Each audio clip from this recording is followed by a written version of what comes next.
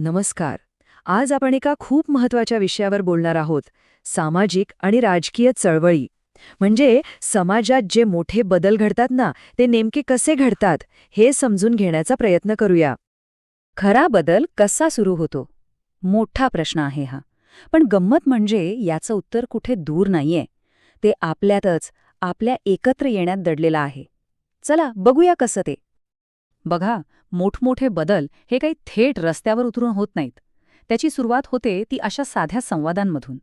जेव्हा काही लोक एकत्र येतात, त्यांच्यासारख्याच समस्यांवर बोलायला लागतात, तेव्हा कुठेतरी बदलाची पहिली ठिणगी पडते. ओके, तर मग आपण चळवळ म्हणतो, पण म्हणजे नेमकं काय? चला, सर्वात आधी हीच मूळ संकल्पना स्पष्ट करून घेऊया. सोप्या भाषेत सांगायचं तर चळवळ म्हणजे लोकांनी एकत्र येऊन एखाद्या सार्वजनिक समस्येवर तोडगा काढण्यासाठी केलेली एक संघटित कृती. आता यातले 3 शब्द फार महत्वाचे आहेत. एक म्हणजे सामूहिक, म्हणजे खूप लोक एकत्र येतात. दुसरं संघटित, म्हणजे सगळं काही नियोजनबद्ध असतं. आणि तिसरं समस्या सोडवणं, हेच तर त्याचं मूळ उद्दिष्ट असतं. म्हणजे हे लक्षात घ्यायला हवं की कुठेही 4 लोक जमले की ती चळवळ होत नाही. ती फक्त गर्दी असते. चळवळीमागे एक पक्का हेतू असतो, एक प्लॅन असतो, एक रचना असते. आणि म्हणूनच ती फक्त एक तात्पुरती रिॲक्शन न राहता खूप काळ टिकते आणि परिणामकारक ठरते. ठीक आहे, चळवळ काय आहे हे तर कळलं. पण आपल्यासारख्या लोकशाही देशात या चळवळी इतक्या महत्वाच्या का आहेत? त्यांचं महत्त्व काय? चला, आता हेच पाहूया. हे ऐकायला कदाचित मोठं वाटेल, पण हे खरं आहे की एका निरोगी लोकशाहीसाठी चळवळी खूप खूप आवश्यक आहेत. त्या लोकशाहीला जिवंत ठेवतात, तिला पुढे नेत राहतात. त्या फक्त एक भाग नाहीत, तर लोकशाहीचा आत्माच आहेत असं म्हटलं तरी वावगं ठरणार नाही. तर या चळवळी नक्की काय करतात? बघा, त्या महत्त्वाचे सार्वजनिक प्रश्न लोकांसमोर आणतात, ज्याकडे कदाचित दुर्लक्ष झालं असतं.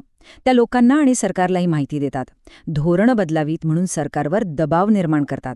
आणि हो, निषेधाचा अधिकार जो आपल्याला लोकशाहीने दिलाय त्याचा वापर करतात. सर्वात महत्त्वाचं म्हणजे समाजातले वेगवेगळे गट या चळवळींमुळेच एकत्र येतात, संघटित होतात. थोडक्यात काय, तर सरकारवर एक चांगला दबाव तयार करण्याचं काम या चळवळी करतात. इथे एक गोष्ट लक्षात घेण्यासारखी आहे. लोकशाहीत निषेध करण्याचा, आपलं मत मांडण्याचा हक्क नक्कीच महत्वाचा आहे. पण तो हक्क वापरताना एक जबाबदारीसुद्धा येते. तो संयमाने आणि विचारपूर्वक वापरला पाहिजे. हक्क आणि जबाबदारी या एकाच नाण्याच्या 2 बाजू आहेत, नाही का? बरं, मग कोणतीही चळवळ यशस्वी कशी होते? त्यासाठी काय लागतं? चला, आता आपण एका यशस्वी चळवळीचे आवश्यक घटक कोणते आहेत ते समजून घेऊया. कोणतीही यशस्वी चळवळ घ्या, तिच्या मागे तुम्हाला हे 4 आधारस्तंभ नक्की दिसतील. हे 4 पिलर्स आहेत जे चळवळीला दिशा देतात, ताकद देतात. बघूया कोणते आहेत हे 4 आधारस्तंभ. पहिला आणि सगळ्यात महत्वाचा आधारस्तंभ, एक स्पष्ट उद्दिष्ट. म्हणजे आपण लढतोय कशासाठी, कोणती समस्या सोडवायची आहे, हे जर क्लिअर नसेल तर सगळी चळवळ भरकटू शकते. त्यामुळे ध्येय अगदी स्पष्ट हवं.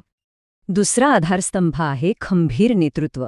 एक असा लीडर जो चळवळीला पुढे नेतो, तिला ॲक्टिव्ह ठेवतो, योग्य वेळी महत्त्वाचे निर्णय घेणं, सरकारसोबत बोलायची वेळ आली तर बोलणी करणं आणि लोकांना एकत्र बांधून ठेवणं, ही सगळी कामं नेतृत्वाची असतात. आता तिसरा आधारस्तंभ, एक मजबूत संघटना. बघा, चळवळ म्हणजे काही एक दिवसाचा इव्हेंट नाही. ती वर्षानुवर्षे चालते आणि त्यासाठी एक मजबूत ऑर्गनायझेशन लागतं. हेच ऑर्गनायझेशन आंदोलनाचं नियोजन करतं, पैसे उभे करतं आणि समस्येचा सतत पाठपुरावा करत राहतं. या संघटनेशिवाय चळवळ जास्त काळ टिकूच शकत नाही, ती विखुरली जाते. आणि चौथा, कदाचित सगळ्यात महत्त्वाचा आधारस्तंभ आहे लोकांचा पाठिंबा, जनतेचा सपोर्ट. कोणत्याही चळवळीची खरी ताकद ही तिच्यासोबत किती लोक उभे आहेत यातच असते. लोकांचा पाठिंबा असेल तरच सरकारवर दबाव येतो आणि चळवळीला एक नैतिक बळ मिळतं. ठीक आहे, तर आपण हे 4 आधारस्तंभ पाहिले. पण हे सगळं प्रत्यक्षात कसं काम करतं हे समजून घेण्यासाठी चला भारतातल्या एका खूप महत्त्वाच्या चळवळीचं उदाहरण घेऊया, शेतकरी चळवळीचं. भारताच्या इतिहासात शेतकरी चळवळीला खूप मोठं स्थान आहे. ही देशातल्या सगळ्यात महत्त्वाच्या आणि खूप काळ चाललेल्या चळवळींपैकी एक आहे.